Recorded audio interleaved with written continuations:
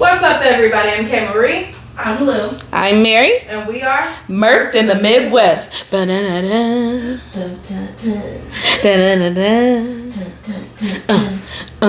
How many licks does it take till you get to the center of the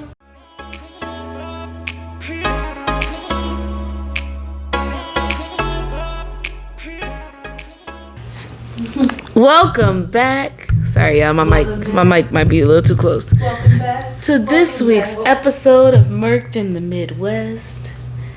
And as always, if you've come to a podcast that gets straight to the point, that doesn't mess around, that doesn't joke, She is nuts. that gives you nothing but the facts, you are in the wrong place. I got a video clip for y'all of us pre-recording when she was saying it like that, y'all.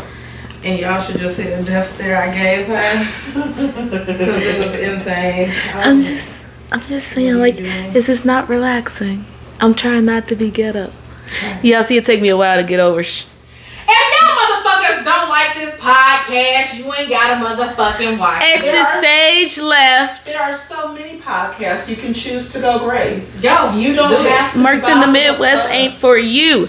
But if you love us, we love you, and we are so happy that you have decided to come and join us on another episode of Season 3, Jilted Lovers. Jilted. They was real jilted around these parts, y'all. Yeah.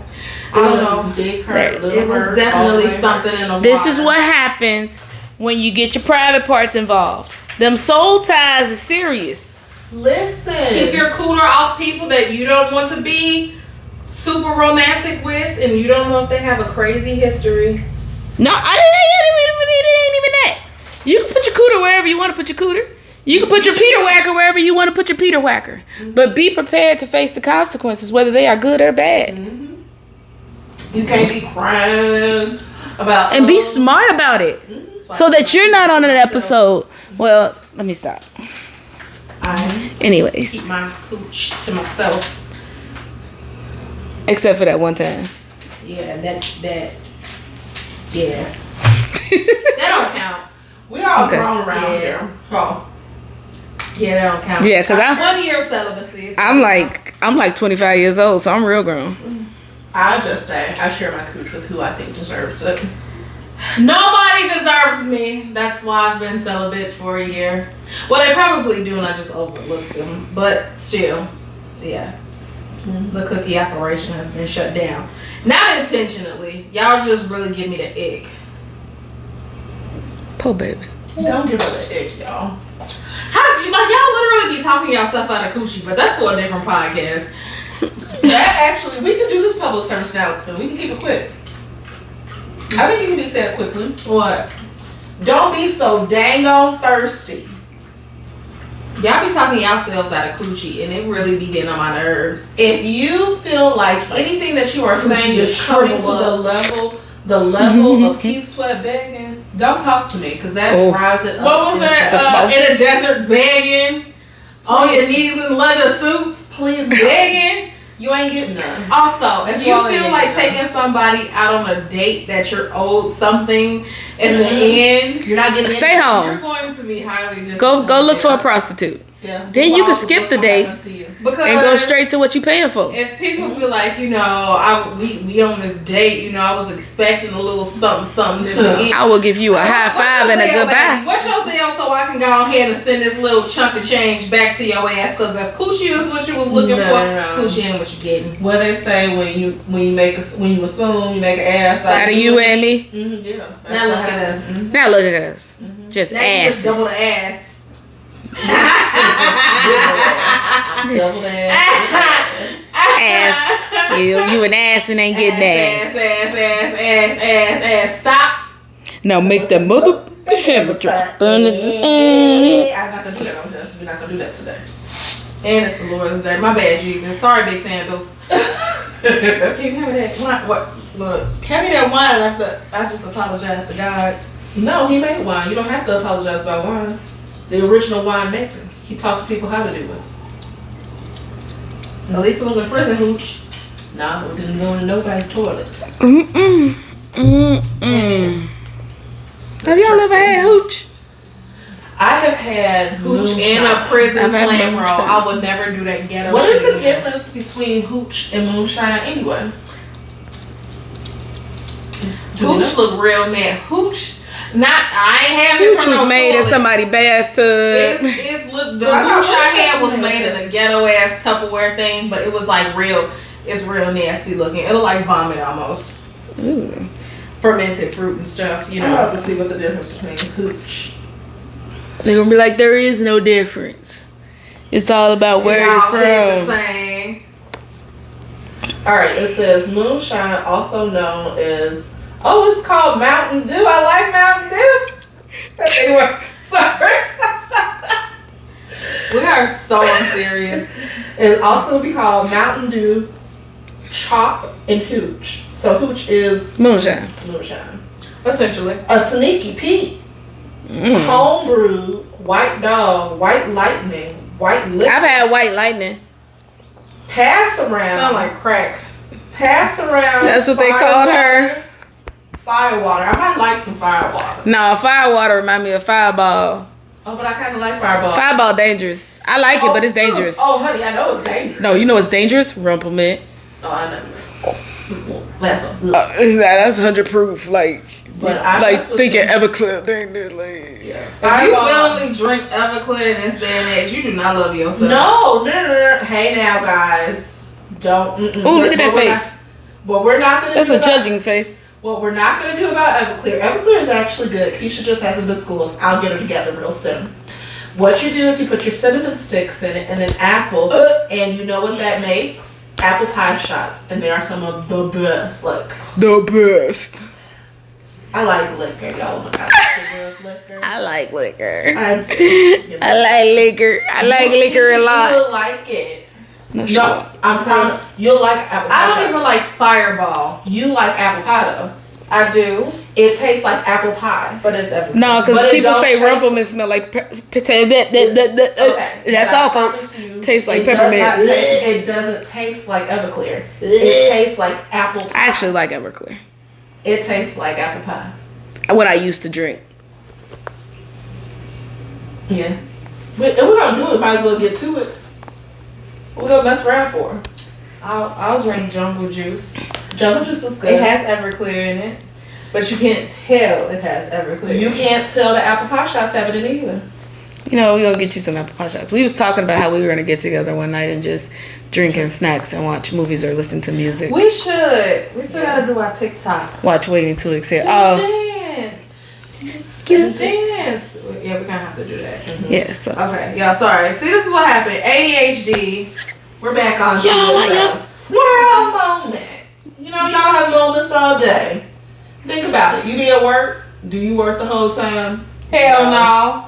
Do you go gossip about who said, she said, he said, they did? No, cause fuck all that. And fuck no, that. because I work from home. But you know, they work together. They probably do a little bit of that. And girl, look at what they didn't do last night. So you get off. Oh yeah, my job topic. good for that, but You get off topic too. So don't come for us for getting off I don't topic. get paid to gossip. I just listen. I be like,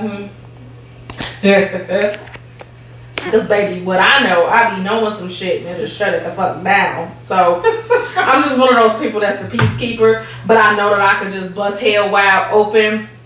Like this pussy. I could not. Yeah. All right. On that note, On a serious note, y'all. So we gonna recover. What was that last week's episode? Naja. Yeah, Naja for real. What happened to Naja? That I remember when that case happened. Actually, like I remember when it first went around on the news, and it's still fucked up. Like I don't want to speak because it's so close, and it's to people I personally know that are either related to her or know her. But it's just like I feel like dude was just not investigated enough for me. Yeah. Period. That probably was a grand opening, grand closing type of case. honestly, when I can just look up on public record and I can see this man is from Hammond, that should have been enough within itself. Yeah, it's always, first of all of the cases that we cover, anything that has to do with death is sad, But the ones where the family like they don't get any answers.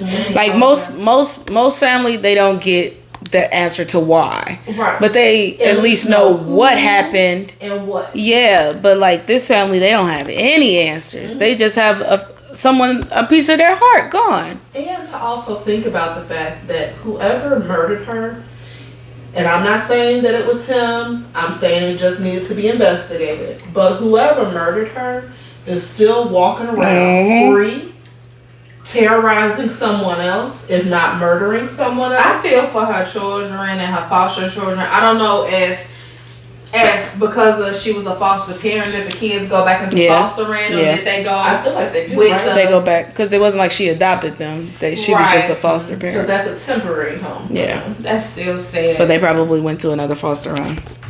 And not all foster homes are good. Yeah. Nope. So that's really I don't know. I don't even know what to say. Like, I just think about when there's situations, especially because somebody had children and stuff, I always think about the children. Like, and I know how they, my mom, she wasn't murdered, but my dad was. But it's just like, I think about how do those kids feel growing up without their parent, and you know, this is a different day and age. Like, the hurt is still the same, but it's just like, damn, like these kids really have to be front row and center seeing all of this, and they don't even have answers about their mom. And honestly, truthfully, like, let's just think about it for a minute. If that man actually did something to her, you know those kids have suspicions. Especially with him being the last person. Yep. Like, yeah, maybe he dropped her off at school, but maybe they had an argument that morning. Or this is all speculation. And maybe they just didn't argue in front of their children, you know? Like, some couples are like that. We're not arguing in front of the kids. But the thing is that a lot of times when parents think that they're hiding things from their kids, they're not. They pay attention. Just because they go in the other room and they may speak quietly, the tension is still in the voice. Kids are not dumb. You know, they're not idiots. They are aware and can feel. They have intuition. They have understanding more than what people give them credit for. And so, you know that if there were problems in that home, they were aware of them. Yep. So, really, all of that to say, the police just needed to do more and to investigate. There should at least be, at minimum, a couple of interviews that they have with this man. Follow up. Ain't no way that a week after she gone missing, you able to leave the state. With the children. It just doesn't make any sense. Yeah. Yep. Ma'am, I'm trying to keep from showing my goodies. How are you now? My goodies. My goodies. Okay. My goodies. Not my goodies. So the case that I have today is involving a woman named Maria Contreras. She was originally from California. It doesn't specifically state like what city she was actually from. I tried to look it all up. But especially when you get to a certain part of California where they speak Spanish, the words, it's like it was a long name, but I don't want to fuck it up. So this happened in Portage, Indiana. I actually lived in Portage for about 10 years. Yeah, we were neighbors. Yeah, we were neighbors. They always leaving me out. So she left us first. Right, Don't let she her. left us. She left us here. So Portage is a little tiny town. It's east of like Lake Station, Indiana, east of Gary. They used to call it East Gary because at one point Portage it was just what farmland. And yeah, stuff. it was nothing but farmland. Then the movie theaters popped up, schools popped up, houses popped up. A lot of it is they still have a lot of land out there, and a lot of it's still farm too. And it's still farm though. The cute part actually is when you go to the part that's like behind Coles and stuff. Some of the original barns, like barns that people put up in the 1800s, are still there. Yeah, it was a little quiet town, and I wouldn't know. That was my first time actually I wouldn't say getting out the hood, but I was like fresh out of like high school and everything, so I moved that way. What year did you graduate? I graduated in 2008. Matter of fact, I class reunion coming up. Shout out to Westside High School, class of 2008. All right, my bad. Anyway. And also too, like when you go to the Portage area, you are in Porter County, which is a totally different feeling. It is, all of us, we're still considered Northwest Indiana, but in the area in which we're in, Lake County, it is a much more populated county than Porter County. So you're looking at like Portage physical size is about the same size as Maryville, but population is only a third of Maryville, because we have like almost 400,000 people in the town of Maryville. Portage is a city, and they only have about 100. It's really small. It used to be predominantly white. Then every other races start moving in and everything. So it's a little bit of a melting pot out there now. It's a higher population of Hispanic. But it's a very nice community. Everyone's friendly. And when I moved back, probably not, since it's so far like away from like things that I go to or where I work. So I personally try to move closer to work so I can still be late for work. But it's closer. But yeah, actually this... You can get home quicker, that's what it is. Yeah. Be late frequently, but get home fast. Like what you said. So actually this incident happened, I will say this incident happened about 5 minutes away from where I live. So it was literally down the street. So the city of Portage is kind of divided up by flowers. So it's some have like women names, some have flowers, like it's the whole community. Hibiscus Street is this street, is Lily. that Lily Avenue. It's Rose, like all that. it's different ones. And so then when you go to the further, it's like Diane. it started Edith, and this actually happened on Edith Street. I remember this case because one of the police officers, he's like very popular in the community. He like talks to us and he comes out and just chats with everybody. So I remember asking like what happened, and someone said it was it was a murder attempted suicide situation that happened. And I'm like, what? Yeah. And I was like, yeah, man, it was a lot going on. It was a couple. They were together for a while. And they said it was a nice little family that stayed in this house. And they were like, one day, I guess an altercation had broke out, and the guy ended up shooting the wife while she was trying to escape out the house. And he ended up killing her. Her body was hanging halfway out the house. And he ended up, once they called the police was called, he ended up shooting himself. But he ended up surviving. So more into the story was Maria actually this happened on August 12th of 2015. She was so pretty. And she was beautiful. Like I'll put the link in here so you guys can see her, but she was a very, very beautiful person.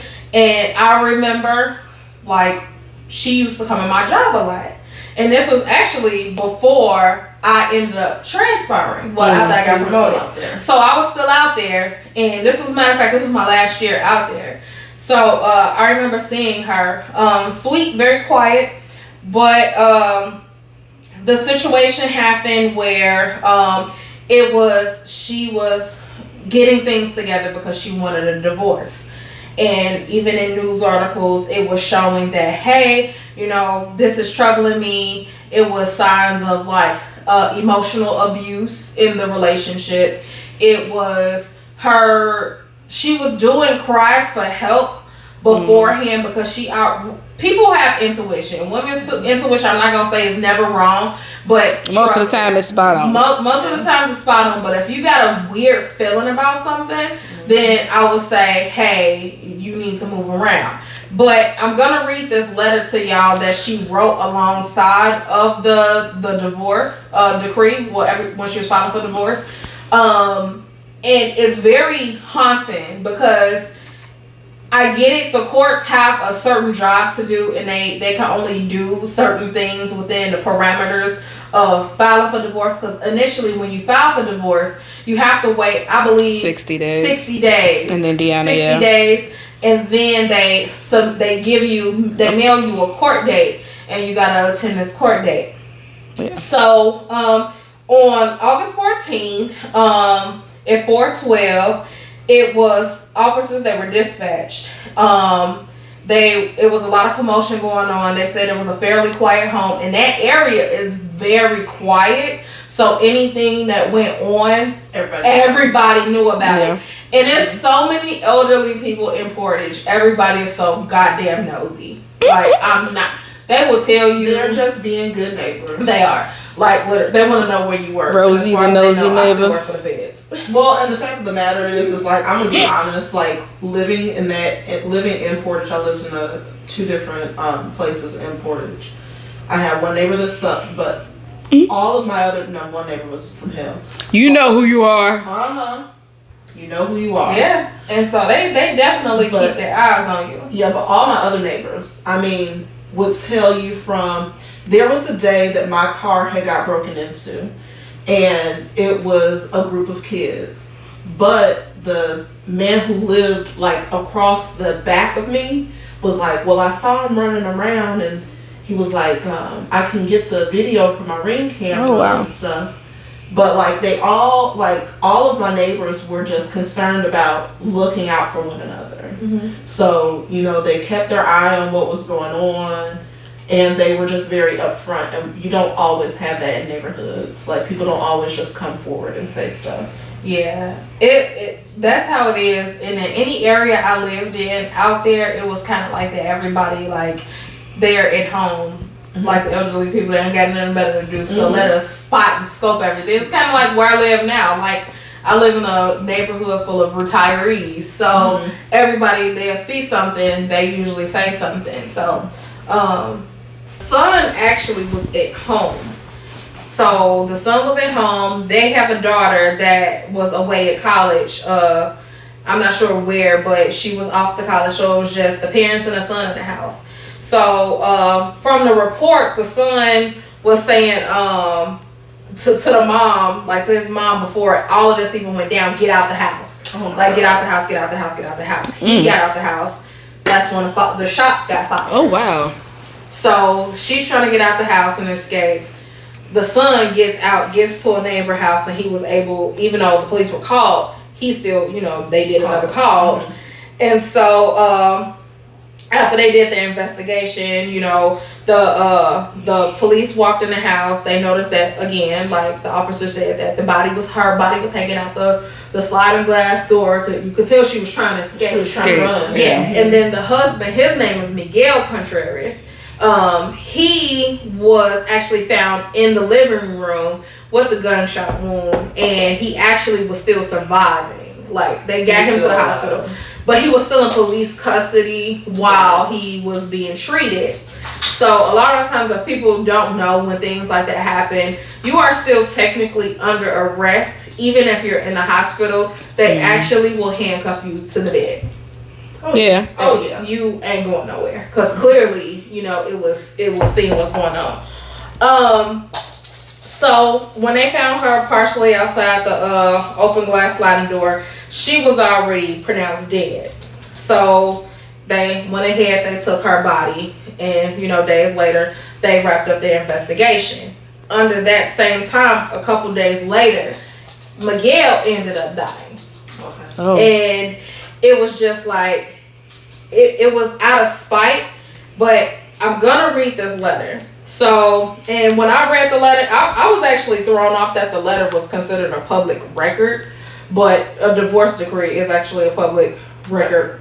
Don't go looking for my shit. I have a question for you though. Mm-hmm. When Miguel had his treatment and he was still in police custody, even though he died a few days later, were there any points where he was lucid and could be questioned by the police? Okay. No.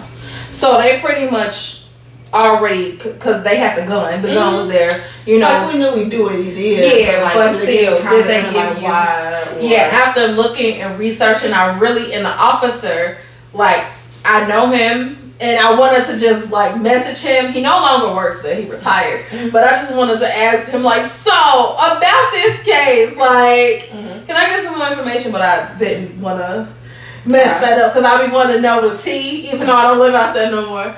But it's just they never said anything else. They basically, I'm not gonna say. I feel like her murder did not get enough attention. And what kills me about Portage is, and guess I'm talking a little bit of shit. Portage is a very nice community, but don't get it twisted. A lot of shit happens in Portage. Oh, honey. And it's not, I'm not gonna say it's covered up. It's kind of like sprinkled. It's like, I'm gonna do this, I'm gonna let you know, but it's not gonna be big like if you hit something in Gary, if you hit something in Chicago. And even if it's like an isolated event with a married couple, everything gets a lot of spotlight. But I knew about this because the people talk, police talk, and then you see it, but it's not a lot of news articles about it. Because they don't want their community to look bad. Yeah. And I'm going to tell you, there are things not necessarily covered up, but it is not put out for public knowledge. Because they don't want it to seem like their communities are wrecked with crime. Even though they really are. And I'm going to give you one example, and we can go to this. When I lived off of Dombey, in those townhouses, I would drive to work at this time I was in dialysis, so I would be at work at like 4 o'clock in the morning, so I would leave at like 3:30. Driving down Dombey Road, you know how you go when you go to Terminal Central? One day you're going through the motions. You're awake, but you're not really awake. You're like, I'm existing. I'm existing and I'm getting there, and I haven't run off the road, so we're good. And there was this Charger that was in front of me that comes to a screeching halt. No, like, sirens or anything. I'm just thinking it's a car that comes to a screeching halt, and I see a person get out of the car, and I mean book it. When I say full blown, hops out of the car, sprint. The person in the driver's seat is still there, but the person in the passenger seat gets out full on sprint. And I stop, and I'm nervous because I'm like, it's the middle of the night, and why are people getting out of the car and running? And I'm on this dark road, literally by myself in this car. And the next thing I know, right off this other road, before you get to Central, there's a road that comes off after the railroad tracks. Another car stops, but on this one I can tell this is an unmarked police car. And then he gets out, one of the passengers on that gets out and is sprinting. The car that was in front of me peels off and goes and whips around Central, headed west towards Gary. The other car is still sitting there. And at this point I'm like, I need to get the fuck out of here. So I'm going. Later on in the day, I talked to one of my cop friends, and it was a drug raid. 3 o'clock in the morning, they were running, going to find these drugs. Not a police siren was on, not a light. They were just doing what they were doing. But these are things that I never saw it in the newspaper, because I did check for the next couple of days to say that we had this drug bust or this raid, or we went to go find the suspects and nothing happened, because you know that when that kind of stuff happens here, like in Maryville, it gets put into the paper. Immediately. Plastered. If you remember the one that happened in Hickory Ridge. Yes. When they actually didn't even find any drugs, they just started raiding apartments, and it was plastered like it was this huge. It was one over in my mom's neighborhood, like right across the street from her. Right, and then it's put up there like it's horrible Maryville, all these drugs. But you have this whole little ring that's happening in Portage, and nobody's saying anything. And if you look at the incidences, and this is my last little bit about it, but if you look at the instances of heroin overdoses, and you look at percentage of people that live in that town versus the amount of people that overdose from it, you have higher percentages of it that happen in Portage. But you want to act like an area that is more predominantly black is the problem. Light a book. The fact is, drugs affect everybody. People have addictions. They have problems, proclivities. They do illegal things. It doesn't matter if you're white, black, orange, purple, green, And Chinese, you would think, whatever. like, maybe if you put this stuff in the news, people would be less likely to do it because they know that people are out here getting caught. Yeah. But y'all want to brush it under the rug. Well, okay, cool. Yeah. Cool. So, to further answer your question, he actually was never charged because they did not know his condition. They just knew it was critical. Then, of course, he passed away. So, he was never charged for that. But ultimately, you could put 2 and 2 together. 2 and 2 makes 12. So, in her divorce, because she filed for divorce prior to this incident, of course, occurring.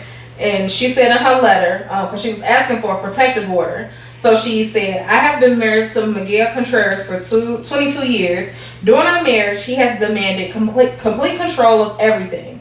For the past 2 years or so, our marriage has been terrible. He refuses to disclose information about our assets, which are substantial from what I know. When I have told him I will file for divorce, he has told me I will get nothing. Recently, I told him I was leaving. He told me I should kill myself rather than return home. This happened about 2 months ago. In August of this year, so this is right before she died. She died on the 12th. And this is right before she wrote So, in August of this year, I traveled to Mexico to be with my family in order to get away from him. He followed me down there, and there were bad arguments. On other occasions, when I have told him I wanted to divorce him, he became verbally abusive to me. He has begged me not to divorce him because he fears he will lose a large part of his money. I am very fearful that he will harm me when he is served with the divorce papers that I am filing with this protective order. I ask that he be removed from the marital residence pending a provisional hearing in the divorce. The thought of him losing complete control of our marriage could well cause him to act violently and irrationally. I affirm under the penalties for perjury that the foregoing representations are true. So she knew what was going to happen. She knew it. And she tried to ask for help. But the way, when I tell you as a person who originally filed for divorce in Lake County, I could believe it. I can 1000% believe it. 1000%. Yeah. Because guess what? I've been divorced almost 4 years. That case still sitting in Lake County is pending. Porter County is pending. I live in Lake County. It's still pending? In Lake County, it is closed. But in Porter County, it's pending. It's pending. So what does that tell you? So what is the difference? Like, what is the holdup? They don't care. I had to wait till I got to Lake County to do anything.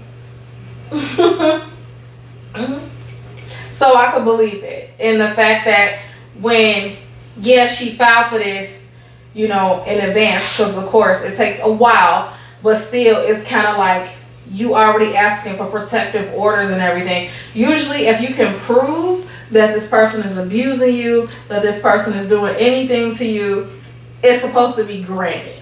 Now, I don't know the whole stipulations because this is pretty much the... But I also feel like it's just being real. As a woman, we know that the burden of proof is on us. And a lot of times, even when you come forward, people don't believe you. And fleeing off back home to Mexico. And you following me? That was already enough. That's not you following me up the street. That's no, baby. That's a whole other country. Miles. So beautiful soul, beautiful woman, and it's just like sad that you can go somewhere and be like, hey, I'm in a situation where I feel like my life is in imminent danger, and then boom. No one even give a shit. That letter, if I worked for that department or anything like that, that would have creeped me out. That would have made me get up and get this woman some help ASAP. Yeah. That was literally a cry for help. An unanswered cry for help. It will never sit right with me ever. Sad. It is sad. And now her kids, I'm pretty sure that her kids are were grown, but I'm pretty sure her kids are much older now, and they probably think about that shit daily. Well, and the truth of the matter is that even though their daddy wasn't shit, clearly he was abusive. Now they literally have no parents, and they lost them basically within the same time frame. So you are out here in this world, just out here in this world. I hope they have other family members that are supportive. I mean, I know she had family that was in Mexico, but hopefully they have some form of support system here. Yeah, I'm hoping so. That's a sad story. It really is. especially from Portage. Like, and I remember it happening. yeah, that was like literally the talk of the town. Like, and granted, like I said, things happen out there, but that probably was the one biggest thing I've heard. And there's other murders that happened out there. There were a couple that I heard. There were a few, but that one, and then another one with the police officer and him killing his ex-wife. Oh yeah, that was the two biggest ones.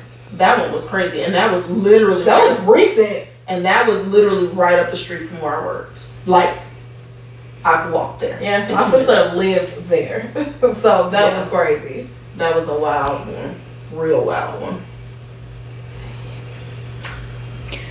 Well, that is the tragic story of Maria Contreras, right? Mm-hmm. Well, as always, you guys, please like, share, subscribe, comment. Go follow us on all social media. If you have any comments that you'd like to leave, or if you have any case suggestions, as you guys know, we're in our Jilted Lover season. Please email us at murkedinthemidwest@gmail.com. As always, we love y'all. Bye. Bye. Bye.